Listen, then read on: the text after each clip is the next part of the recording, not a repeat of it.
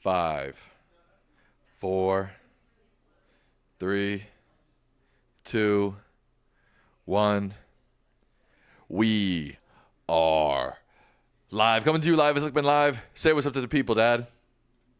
We're going to be talking about something very important that affects all of our lives, and that is our opportunity to vote. Something, even in this country, you absolutely cannot take for granted. Absolutely, yes. The one in a kind scholarly discussion about voting rights in America with one of the experts of voting rights in America, Allan Lichtman. Dad, you look tired. I'm pretty tired. I had class tonight. Oh, right. I forgot you have class Yeah, right before Thursdays this. are tough days. Can you tilt down a little bit? You have no headroom. Or tilt up, I mean, sorry, other way. A little bit lower, a little bit lower, lower, like lower. Nice. All right.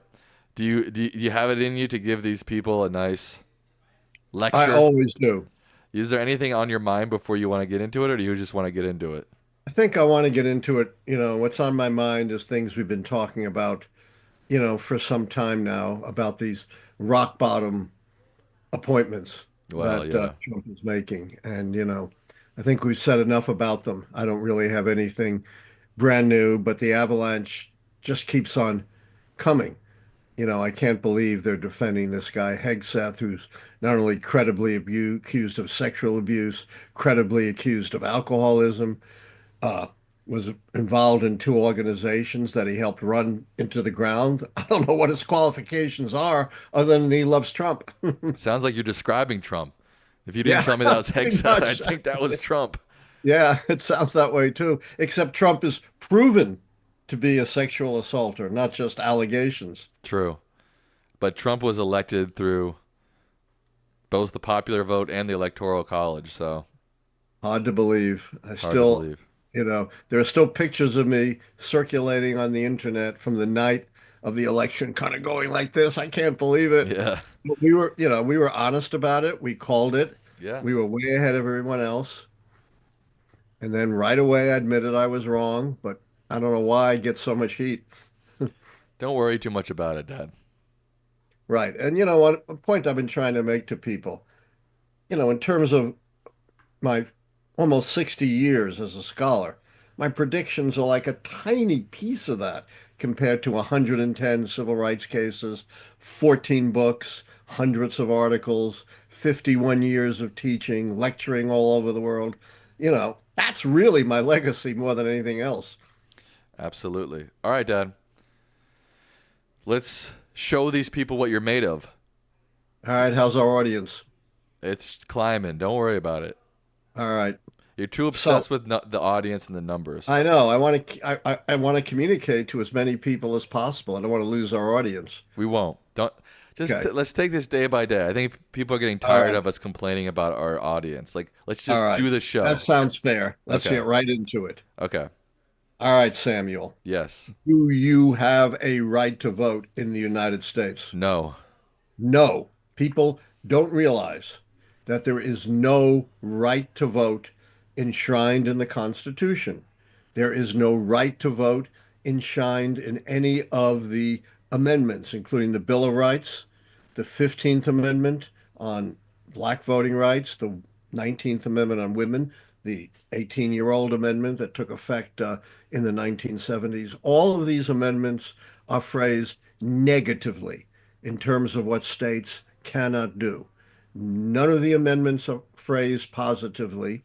And in the original Constitution and the Bill of Rights, there are lots of rights, as we know, freedom of religion, freedom of speech, right to trial by a jury of your peers, protection against cruel and unusual punishment. Nothing in the original Constitution or the Bill of Rights guaranteeing you a right to vote. If you have any such right, it is going to be established in your state, not the federal constitution. That's something most people really don't know how flimsy the protections are for your right to vote.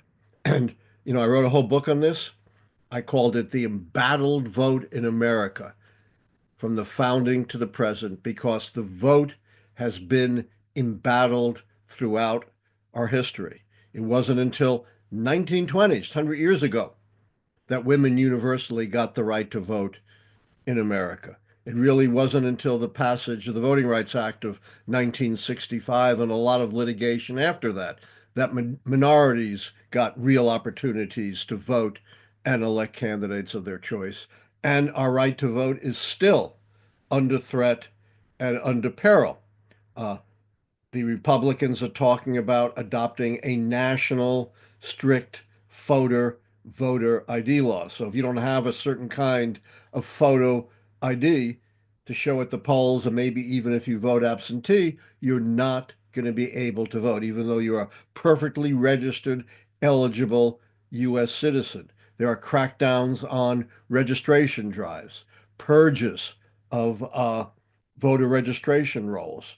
There are still states that disenfranchise former felons, people who have paid their debt to society and yet are stripped of their political rights. That goes back to the old Jim Crow era when felon disenfranchisement was one of the means of preventing black people from voting who were arrested for things like public disorder or vagrancy, all kinds of made up crimes, and then deprived of their right to vote. Now, uh, black people in America were for the most part enslaved until after the Civil War, and of course did not have a right to vote. There were scattered numbers of free blacks, but only a handful of New England states, having a very small black population, actually allowed free black people to vote. Get this, on the eve of the Civil War, that many think was fought for black rights, 95% of even free blacks in America could not vote. And there were many referenda, votes of the people in various states, which almost invariably denied a right to vote for black people or any really racial minority, establishing white only voting. But the Civil War was a renaissance for black people, not only freed them from slavery, but early Civil Rights Act empowered for the first time newly freed slaves to vote. And vote they did in very large numbers. In those days, African Americans were members of what party, Sam? Do you know? I do know, Dad. They were members of the Republican Party. You've been answering all my questions right spot on. You're quite a sharp kid. Thanks.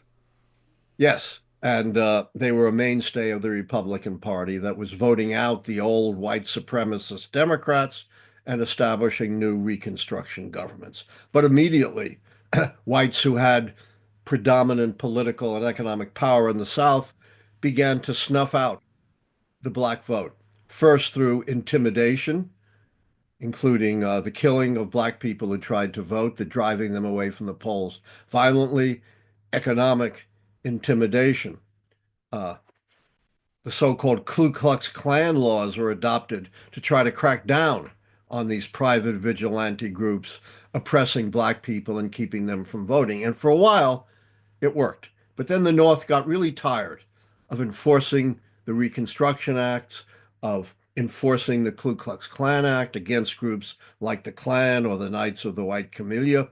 And by the mid to late 1870s, the so-called redemption had taken place in the South. Redemption is a terrible word coined by white supremacists. They did not redeem Reconstruction mixed race governments. They overthrew them and they established white supremacist governments. These were not redeemers, they were usurpers. And we should be using that word, not unfortunately the word redemption.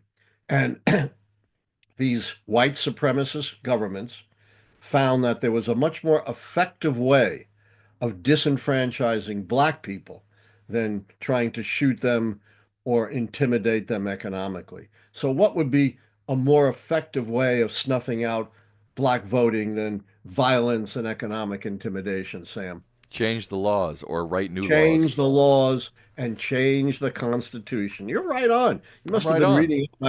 reading my book before this.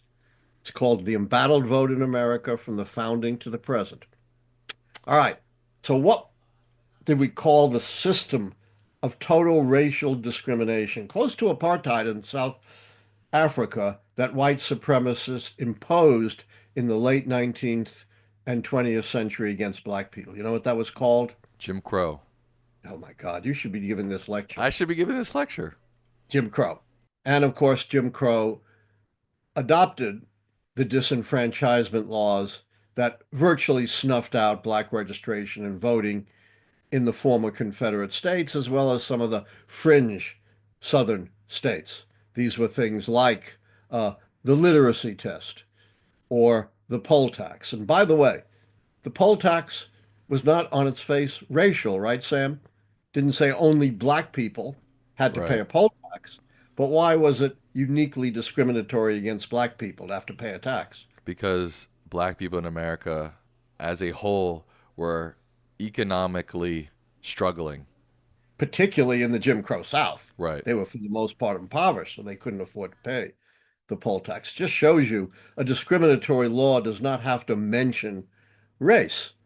It could be on its surface race neutral, like a stringent voter ID law today, but yet have a racially disparate impact because the Southern usurpers realized you can't explicitly exclude black people from voting because the 15th Amendment said you cannot disenfranchise people based upon race, color, or condition of previous servitude, but it said nothing about disenfranchising black people through mechanisms like the poll tax and the literacy test that were not on their surface racial. They were not explicitly targeted against black people, but had that effect. So by the early 20th century, uh, black voting had been pretty much snuffed out in the South under conditions of Jim Crow, and most African Americans at this point actually lived in the South. And then, of course, I'm jumping over a lot of history. This is not a complete lecture. I'm hitting some highlights. In the 1950s, we had a resurgence of a civil rights movement designed to dismantle Jim Crow and other forms of discrimination against black people. Who was the great charismatic leader of the movement, Sam?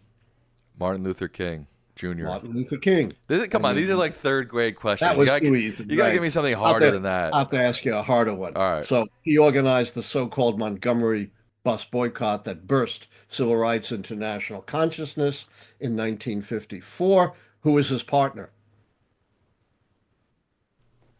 His partner, like his wife, or who? Yes, who along with King led it. It was a woman. Like his wife, you're saying? It was not his wife. I would, Rosa you Parks. gotta give me 2 more seconds to try to. I Hey, was getting Fro- there. Froggy dinged you. I'm sorry. We Oh, don't have enough a with the day here. froggy. We got an audience that wants to move on. So we got a major civil rights movement sparked by the Montgomery bus boycott, and of course the Brown versus Board of Education decision of 1954. I'll give you another softball. What did Brown versus Board of Education say? You cannot separate schools on basis of race. Right on. And inherently, doesn't Right. matter how you fund them. Of course, black schools are always way underfunded. It overturned Plessy versus Ferguson's from 1798, 1898 rather, which established separate but equal. So long as you made facilities equal, you could keep them separate. This said no. Segregation inherently violates the 14th Amendment.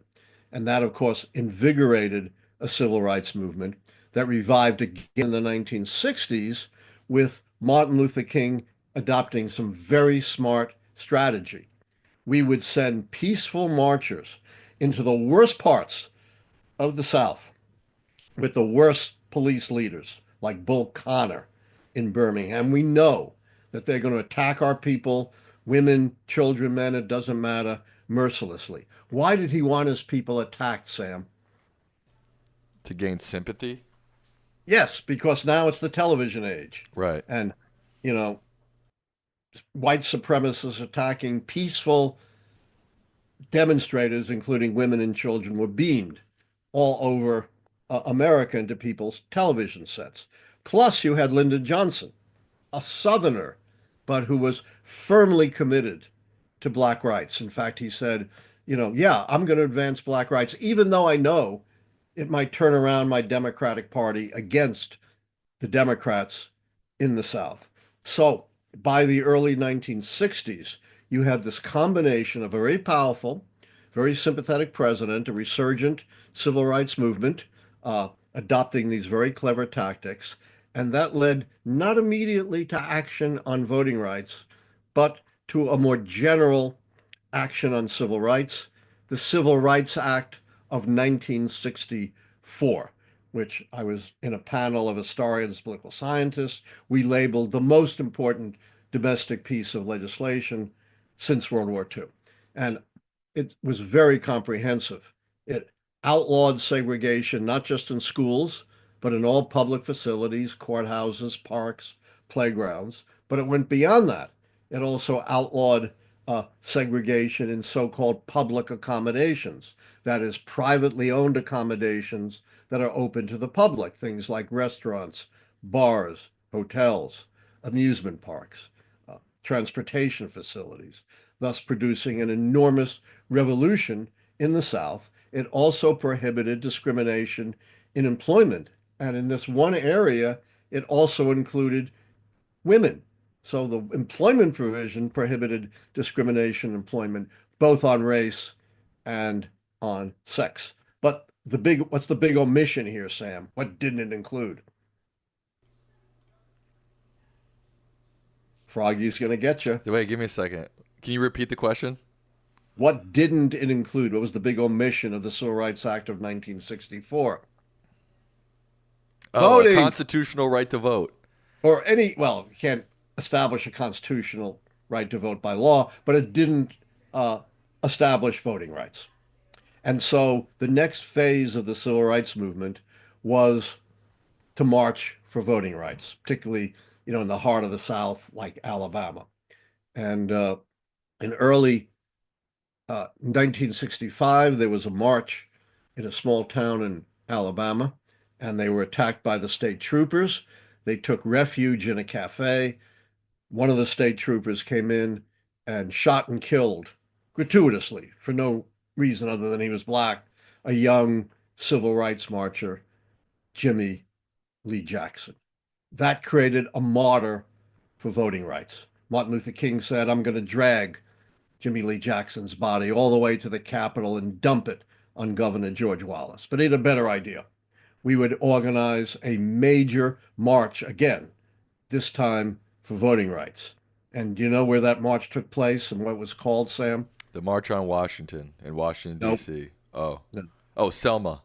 Selma. Okay, Yes, okay, you okay, got okay. it. The Edmund Pettus Bridge, named after, of course, an old Confederate in Selma, and what became known as Bloody Sunday.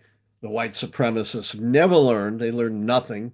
What did they do to the peaceful marchers? Beat him up.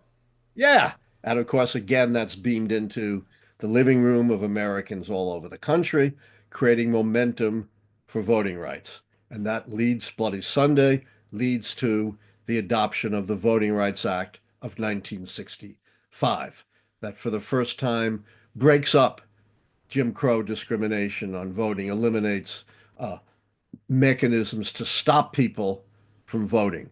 It sends federal registrars to the South to register uh, black people if the locals aren't doing it. It sends federal marshals to the voting places to make sure that blacks are not being intimidated.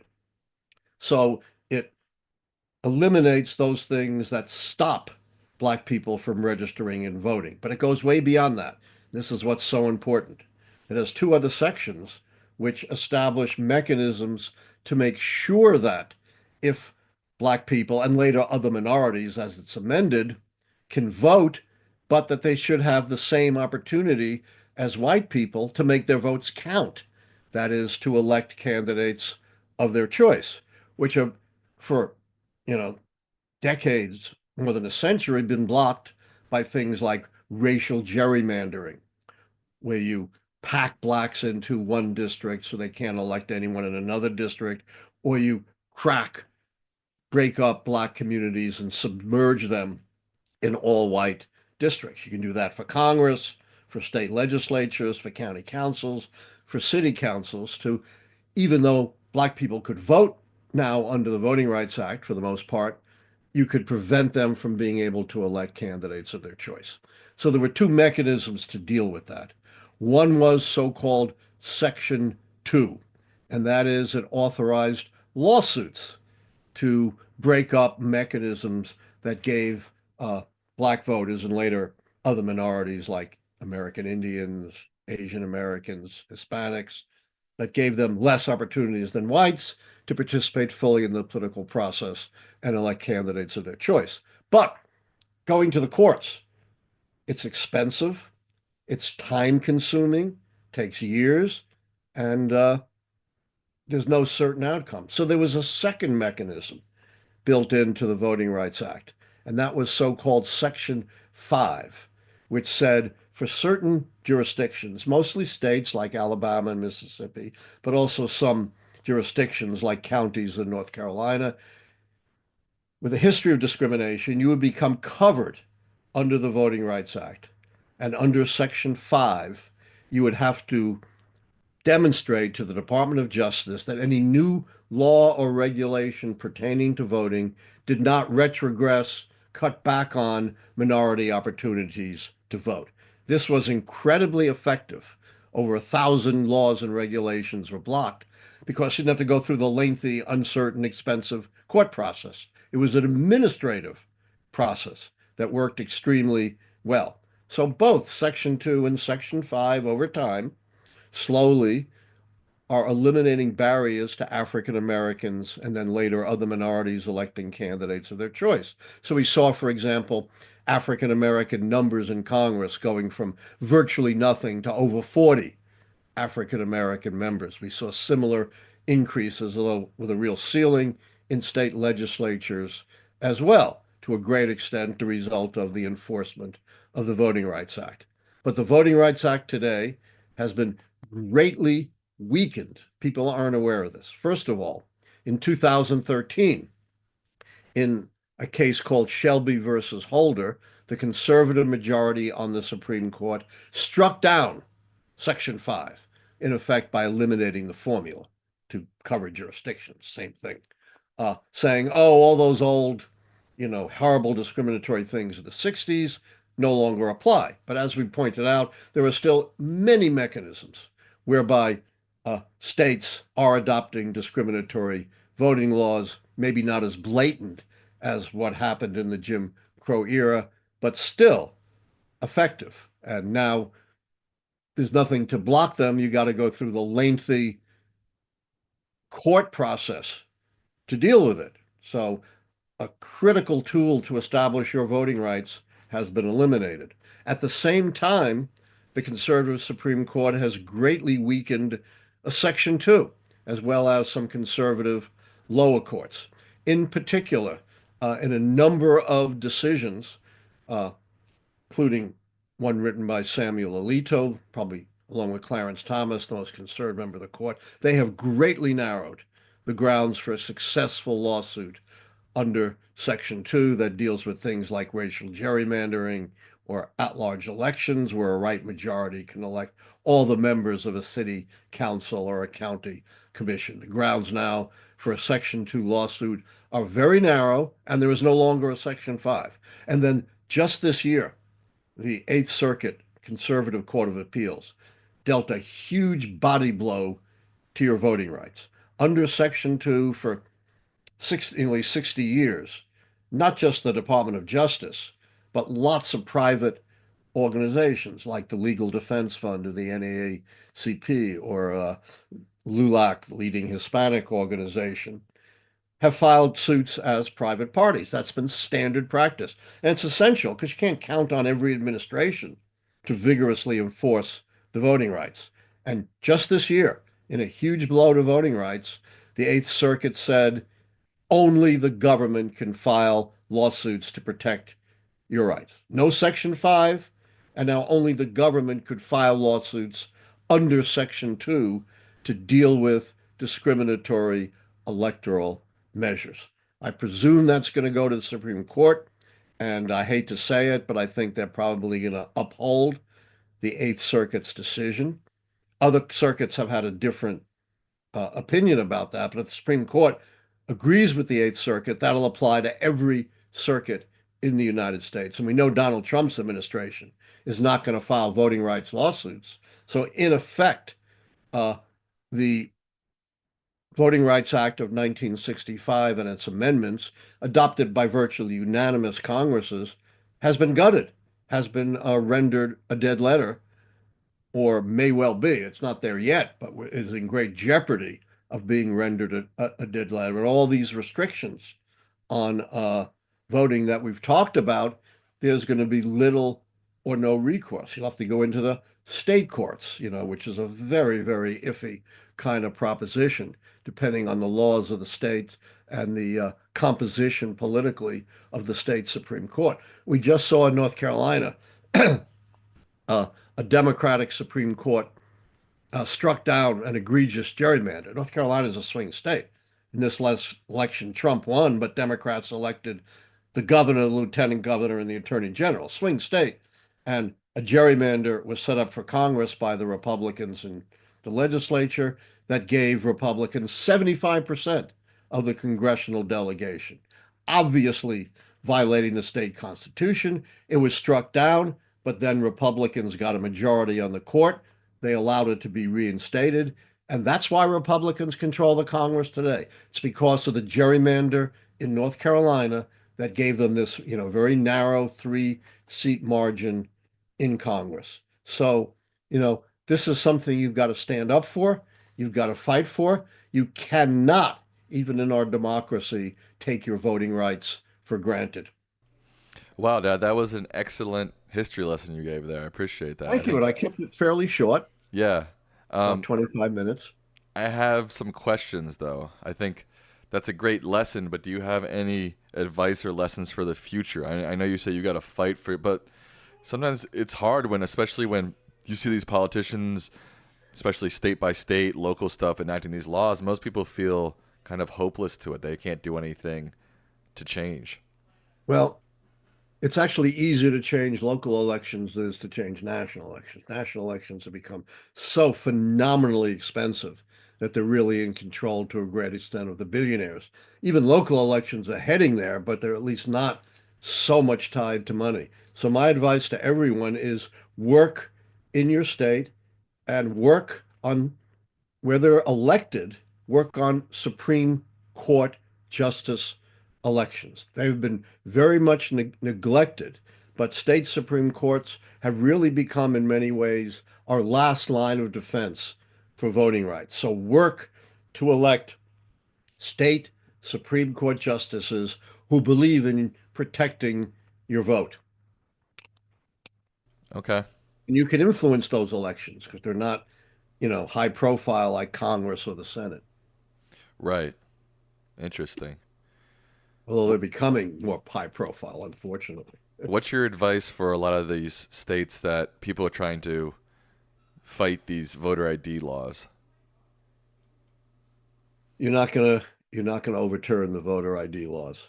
You have that a federal Supreme Court decision upholding photo voter ID, ironically written by fairly liberal Justice John Paul Stevens, who called it the worst mistake he ever made upholding photo voter ID laws. So what you got to do is work to help people to make sure they get photo IDs and have vote, but you're not going to get these laws overturned. Certainly not in the federal courts, and very unlikely in state courts as well. Right. Very, very hard to do. We succeeded in North Carolina. I was the expert in overturning their photo voter ID law, but guess what? They adopted a new one just recently, and doesn't look like we're going to be successful in overturning it, although it's still possible. Interesting. Geo Yuka 2020 says in Ohio, we collected over 100,000 signatures to have independent gerrymandering panel on the ballot, but somehow it was voted down. That I'm one, surprised because most of those anti-gerrymandering amendments, like in Florida, have been adopted. I wasn't aware that the Ohio one was voted down. I'll have to check into that. That's sad to know. yeah. Tim Mikowski says if we need photo IDs to vote, they should be free and easy to obtain. Yeah, and in most states they are free. Doesn't mean they're easy to obtain. It depends upon the documents that are required. I think, Virginia, I think is a good example. I don't think you need extensive documentation to get a free voter ID, even though they have a photo voter ID law. So absolutely, that's an area to work on to make IDs much more broadly available. And a lot of states do have them for free, but it doesn't mean it's easy to get. What would be your dialogue when you hear people saying, especially on the right, saying, we need secure elections. This is just a mechanism to double check to make sure our elections are secure. And a lot of people eat that up. They say, "Well, of course our elections should be secure. Why shouldn't you have an ID to vote? That would just make our elections safer." What would you say to that? It's just more disinformation. There is not a shred of evidence that photo voter ID makes elections any safer or more secure. You voted in Maryland, Sam, right? Yes. So you go to the polls, and what do you have to show to be able to vote? Nothing. Nothing, ever. And guess how many cases Maryland has had in decades about voter impersonation at the polls? None. None. In fact, 30 some odd years ago, I was involved in a lawsuit where the governor's elections was challenged, and the other side was claiming all this voter impersonation. And we thoroughly investigated. And again, how many were they able to prove? Zero. And Maryland is the most lenient state. You don't even need to sign anything. Just need to say, I'm Sam Lichtman. I live at blah, blah, blah, and you can vote. And across the nation, there is no correlation between photo voter ID or any kind of ID and elections being safe and secure. That's just, it's very persuasive, but Right. it's just That's a rationalization for making voting harder. right. I guess that's the issue is that messaging of like, hey, let's just get an ID just to double check to make sure our votes and our elections are secure. I feel like I know most you people. hate me to say that, but or disinformation. No, I don't. Stop saying I hate when you say that. I don't. I'm just saying it's a very effective strategy by the right because people Oh, kind of very just effective. right. And People it's not say new. You know, way back when, actually one state, very early in the early republic, let women vote. You know what state that was? That's kind of a surprising one. the first state to let women vote. The only one in the early republic until, late in the 19th century. Let me think. To let women vote was it's surprising. I would be surprised by it. Probably, yes. All And right. remember, there weren't that many states back then. I know. So you don't have a whole big universe to pick from. I'm gonna Wasn't guess. Wyoming. Quiet. I'm thinking. I'm gonna guess South Carolina. Not even close. New Jersey. You come on. You said I was gonna be surprised. That's not that I think surprising. New Jersey, come on. What do you expect from New Jersey, as Rosanna Dana used to say. But What? so one of their rationales for snuffing out women's voting in 1807 was fraud. Women are going to be bought off. They're going to be, putting in fraudulent ballots. Of course, not a shred of evidence behind it. But really, ever since then, the specter of fraud has always been raised as a justification for restrictive laws. When the southern states adopted literacy tests and poll taxes, and this is a direct quote, the white supremacist said, "We're ensuring the purity of the ballot to make sure that we're guarding the ballot against fraud." Yeah. I mean, obviously, I agree with everything you're saying. I just wonder why the right wing messaging is so effective. Because it's easy to say. It's easy to say. The thing that's so effective about right-wing messaging is it's so simple and compelling. We need safe and secure elections. Undocumented immigrants are out to kill you. The economy is in carnage. And you can say that in what, 5 seconds? And how long does it take to try to refute that? Right. And people are going to tune out by the time you're finished refuting it. That's why they say, a lie travels around the world before truth has a chance to put its shoes on. It's Yeah. so much easier to lie than to respond to a lie. And they also say once you're explaining, you're losing too, you You're know. losing. Once you're on the defensive, you're losing. I'm facing that myself with, a lot of the critics putting me on the defensive and then, aha, you see, you're defensive. Yeah, for sure. All right. Before we get to our Q&A section, I got an idea, Dad. We call those the Lichtman lectures on Lichtman Live. That's a lot of L's. How about that? I love them. When are we going to do the next one? Whenever you want. It's your show. I think every Thursday. Okay. That's fine. Should we do a poll? Did you enjoy Lichtman lectures? Yes, do a poll. Okay. I love your polls. Did you enjoy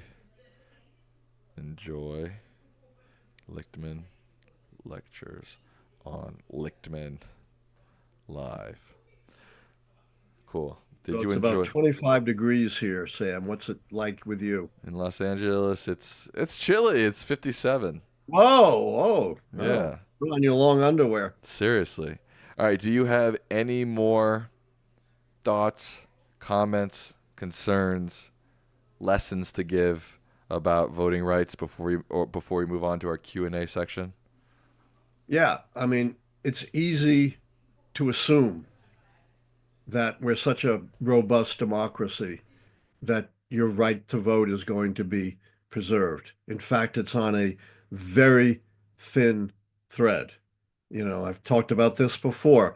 Democratic rights are precious, but like all precious things, they can be destroyed. You've got to stay vigilant. Not about any of the things that you hear about, bandied around in the media and from politicians.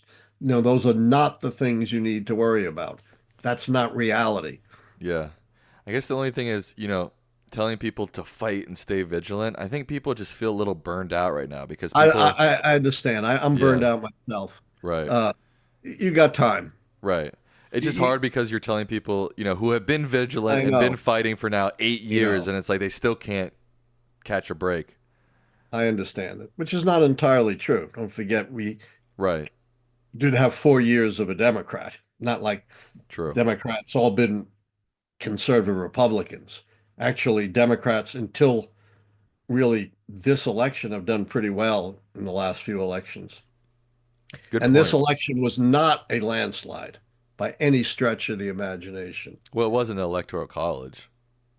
Yeah, but that was because of, small numbers of votes in a few states. True. All right. You ready for the Q&A section of Lichtman Live? I am always ready. I know we have a very smart audience that's going to test me as much as they possibly can. Yes. We have 1,400 people watching, only 545 likes. Please throw a like on the channel. Why don't you? On the stream. Why don't you? Subscribe if you're not subscribed. Our first question is from Comic Fan. They say, do you agree we are in a populist moment? No, let me explain. That's one of the phoniest, not from you, but that's one of the phoniest themes we hear in politics, that, Donald Trump is a populist. Think about it. Who are the populists against, Sam, when the populist movement arose in the late 19th century? Who were their big targets? The rich. The rich. They were a movement of ordinary workers and ordinary farmers to adopt reforms like the progressive income tax to challenge the rich, to make resources more equal, to regulate corporations, to empower farmers and laborers. And who's behind Donald Trump? The richest person in the world by far.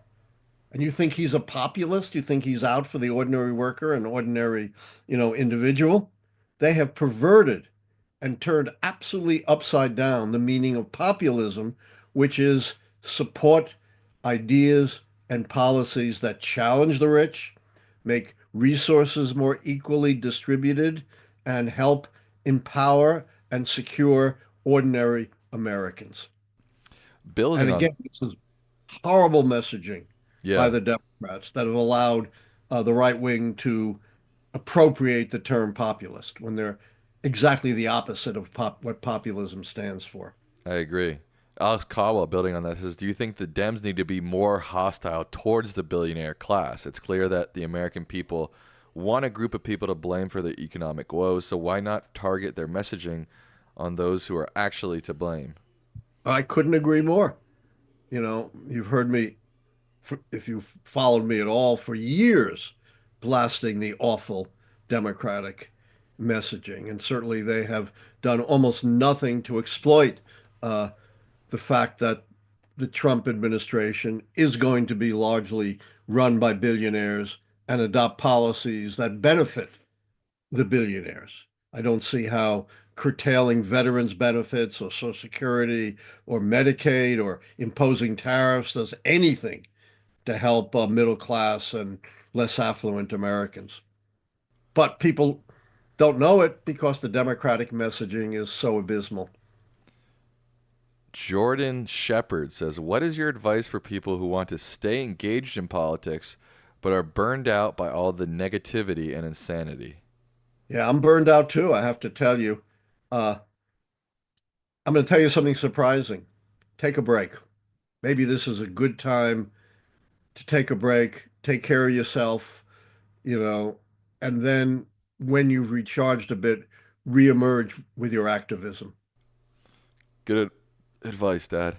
Will Strutchermeyer says, you spent the last year covering Biden when some questioned his health or age, saying that they weren't qualified because they weren't doctors or physicians. Yet you have no problem trashing Donald Trump's health and fitness. Aren't you being hypocritical? I've not diagnosed Donald Trump as a physician at all. I've simply said if you're looking at signs of decline, there are as many in Donald Trump as there are in Joe Biden, confusing Nancy Pelosi and Nikki Haley, forgetting what cities is in, not knowing who his doctor is. I'm not diagnosing him. I'm just saying the Democrats trashed Joe Biden because of these signs of decline, but Donald Trump has as many signs, maybe more, and Republicans couldn't care less. They couldn't bat an eye. So that's very different from trying to actually diagnose someone from a medical point of view. Good point. Andrew Carlson says, Professor, should we always consider litigators like Edward Blum? He seems constant in Republicans' challenges to the Voting Rights Act of 65. Examples include Shelby County versus Holder. Do you know who Edward Blum is? I'm not sure who that is. I'm not sure who that is either. No, I'm not sure which side from that question. I'm not sure what side he's on. I don't know either. No, I haven't run across him, so Okay. I can't answer that. Uh, If the if the audience person wants to clarify, maybe can respond. who do you think should be the DNC chair for the future? This person says, I hope it's not Rahm Emanuel. I hope it's Ben Wickler or Ken Martin. I agree. We don't need to recycle Rahm Emanuel again.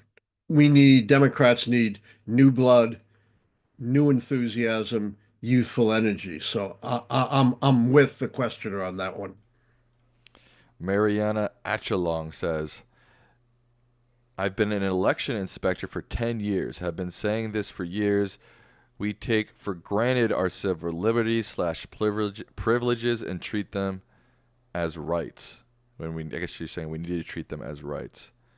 I couldn't agree more.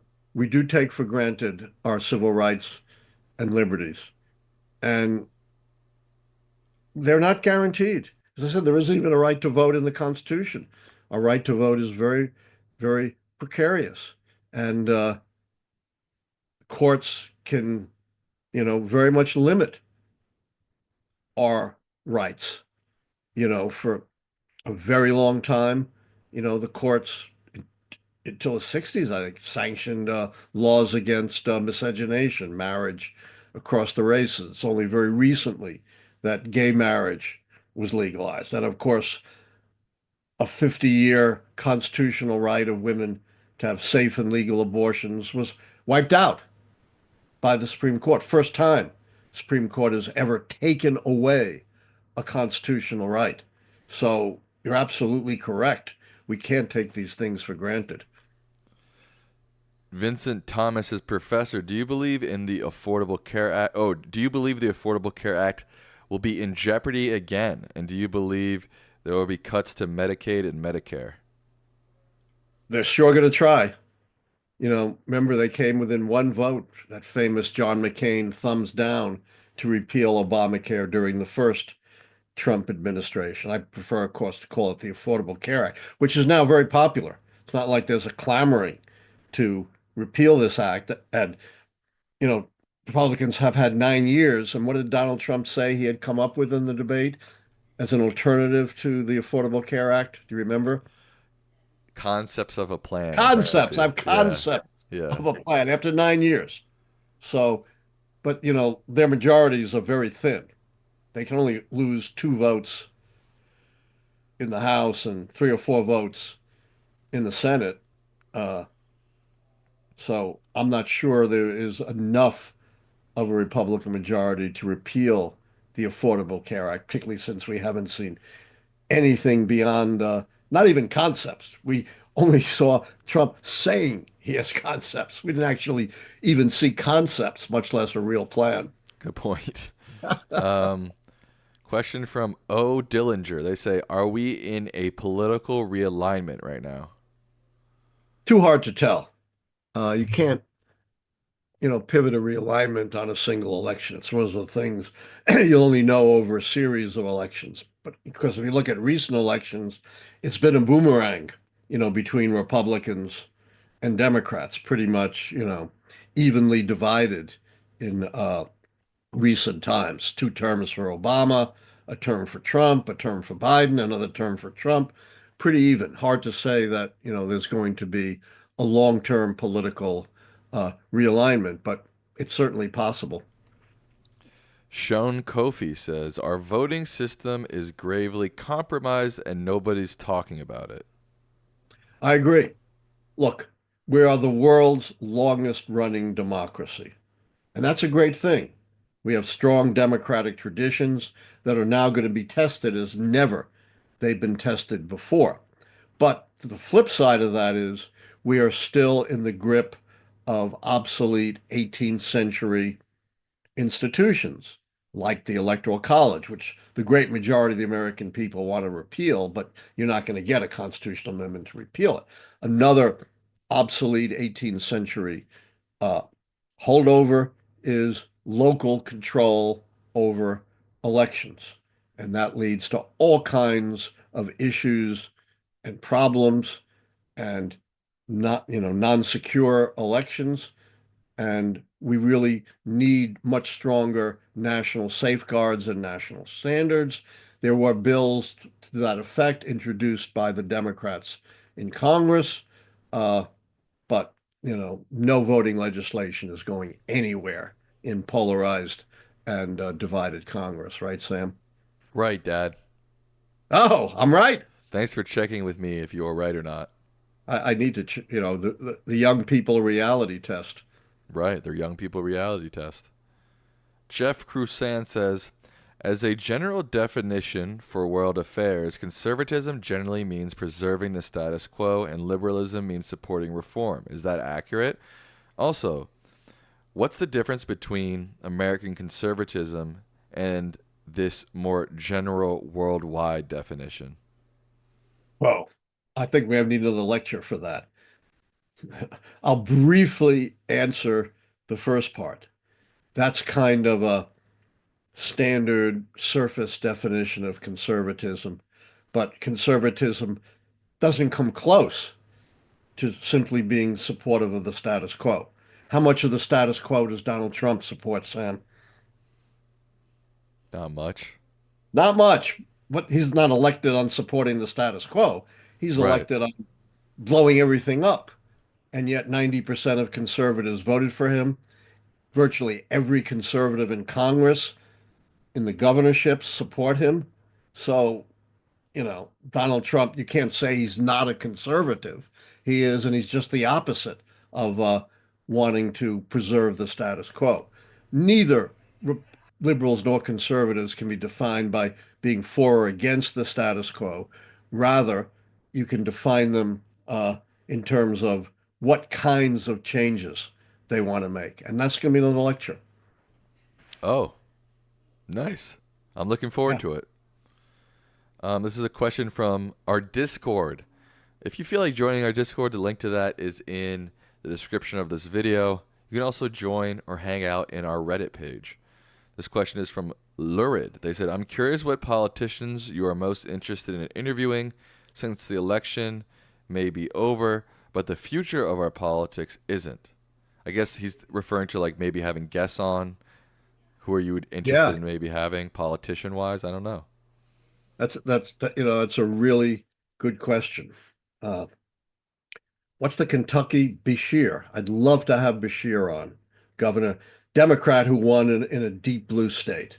I'd love to have him on to explain how he's able to be so successful in an otherwise, I said deep blue, deep red state, how he's able to cut against the politics of his state and win. And not just win by a nose, but win pretty handily, and what lessons he might have for the broader Democratic Party. Nice answer, Also Dad. like to bring on Ruben Gallego. You know who he is, Sam? Yes, he is the new senator from Arizona. Right. Very successful Hispanic politician who might be able to provide some insight onto why Democrats seem to be losing their grip on the Hispanic vote. I'd love to bring in Steve Schmidt. You know who he is?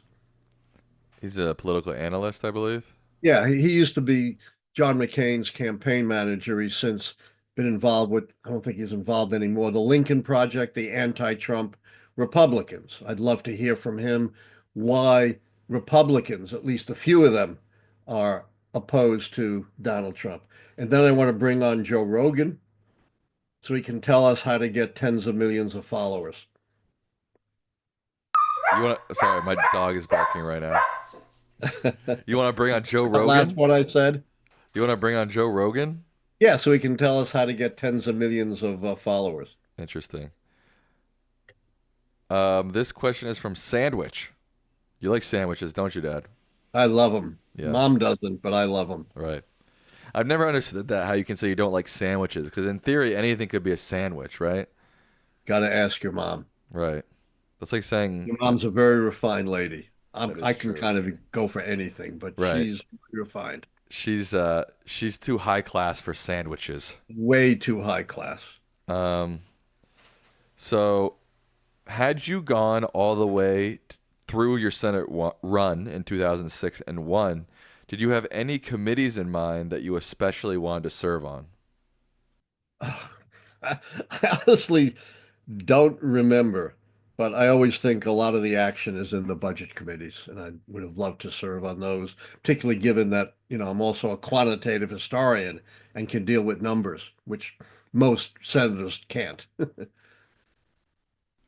Right. Joshua DHSW says, I saw a map that showed that every state, including states that voted blue, turned more red than in 2020. What is the biggest mistake besides trashing Biden that the Dems made, and what can they do to fix it in 2028? Well, as you know, I'm not a fan of after the fact recommendations because you have no idea whether if she had followed what you say, anything would have been different. I think I've said this before. I've heard it, after the fact, meaningless pundits saying she lost because she wasn't progressive enough. Someone like, that fool Cenk. On the other hand, I've heard them say, oh, she lost because she was too progressive. She'd have moved to the center. Meaningless. You have no idea whether that would have made any difference. What would have made a difference would have if the Democrats had listened to me. Either let Biden stay in, or if he pulls out, resign the presidency and let Harris become president. They didn't follow either of my recommendations, which were not made after the fact, right, Sam? But were Right. made at the time. Good point, Dad. Yeah, everybody's a genius after the election. Exactly. I have a good friend who said, we were on a panel together. He said, unlike Lichtman, I'm really good at predicting the results of elections that have already happened. Right. Have you ever been willing to accept the nomination for Secretary of Education if you've been offered it in the past, or would you be open to accepting it now or in the future? Well, Trump's certainly not going to nominate you, I tell you that much. No, and by the time we get a new administration, I think I'm probably too old to hold a arduous position like that. But I would accept it, of course. I have the background experience and commitment for that post. Do you think I've that? not only been a professor, I've been an administrator in Oh, different capacities, department chair, associate dean, task force head. Uh, so I think I do have the experience and knowledge and commitment to education, but I'm not holding my breath. right. You want to know the results of the Certainly not poll? for 4 years. That'll be a long time to hold your breath. You want to know the results of the poll? Did you enjoy Yes, Lichtman lectures on Lichtman Live? yes. 90% say they enjoyed it. Oh, how many responded? 727 votes. Okay, Technically it says 89%, but that's all 89, right. 90% enjoyed it. Yeah, cool. Yeah. So that's a good sign, Dad. Yep. Um, do you believe that during the Trump administration, freedom of speech will actually be compromised? I hope not, but I'm not optimistic. I think, it's not going to be abolished. Things don't happen quite that quickly, but they said they're going after the media, and I kind of take them at their word. You know, when you discount what, potential authoritarians say they're going to do, that's when democracy dies. So, yeah, I take them at their word that they're going to go after the media. Hell, didn't Musk talk about buying MSNBC? Yes. Yeah. Member Jeniket says, in regards to the Hunter Biden pardon, Judge Scarcy, I don't know who that is. Judge Scarcy, do you know who that is? No, it doesn't matter. What's the point? They commented that President Biden is trying to rewrite history. What's your take on this? Considering 45 pardoned Ivanka's father in law. Neil Bush, Yeah. We can skip H.W. that Bush's question. We son. talked about This that is last nothing time. new, and it's not even close to the worst pardon in American history, as we went over last time. And you nailed it. You knew what the worst pardons were. I did? Oh, yeah, last Yeah, week. Yeah, you're right. yeah, I like did know that. Confederate, you Yeah, I know. did know That that. changed the course of the country. Pardoning Hunter Biden doesn't affect anyone's life.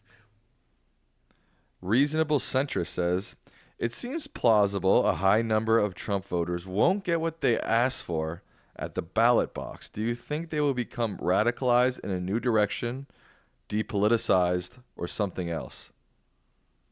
I'm not sure what new direction they would become radicalized in. I think more likely, and we've seen this happen, is they become depoliticized. And if we have free elections in 2026, just like happened typically both to Trump, Biden, and Obama, the party holding the White House is likely to lose seats. And given how close the House and Senate are, either or both could flip. Gotcha. Interesting question from Jack Powell. They say, is it possible that Dems did good in 22, the midterms, because people were aware that inflation was a result of COVID, but by 2024, the right had hammered home the message that it was Biden's fault. Trump's strategy of saying something until it's true just worked eventually. Completely agree. I think, you know, as I said, the big lie works. It's always worked. If you say something loudly enough and often enough, it's going to stick. I'm not blaming the voters, and I've been misinterpreted on this. Voters are not fact checkers. They can't be expected, to run to the internet and the library and check up all these facts, particularly when they're very emotional and very powerful. So I think the questioner is right on the money there. Alrighty. A few more questions before we wrap up. How many more you want? One or two? Too. Pat Starr says, do you have any advice for federal employees whose jobs could be in jeopardy from the massive cuts that the Department of Government Efficiency is proposing? Keep a low profile, at least early on. Do not call attention to yourself. That's the best advice I can give. Right, that is good advice. Let's see. How much? Final question of the night. Oh, and just FYI, there will be no Lichtman live post show tonight. I have a friend visiting from out of town, so we are going to a comedy show. Um, Oh, are you performing? no, I'm not performing. Have you performed yet? Yes. All right. Um, Reckoner 005 says, today's, how much can today's Dems learn from LBJ's style of politicking? A lot, let me tell you. First of all, JFK was an unabashed liberal. LBJ. LBJ, sorry, LBJ was an unabashed liberal. I didn't believe that. When I heard JFK had been killed, I figured, oh my God, the country's going down the drain because we have this right-wing cracker from Texas. But in fact, his You can't mentor call was people FDR. crackers, Dad. This was 1963. Leave me Right. alone. Okay. We used words like that. Right. And of course, his mentor was FDR. When he came to Washington, he grabbed one of Kennedy's most liberal advisors and said, I'm 10 times more liberal than Kennedy. I want to be another FDR. And he was, except he made the tragic mistake of Vietnam that really tarnished his legacy. Plus, he never played not to lose, did he, Sam? LBJ only played one way, and what was that? To win. To win. He was tough, he was gruff, he would take no baggage from anyone, he was outgoing, and he had, along with FDR, the biggest batch of domestic accomplishments of any president in the history of the country.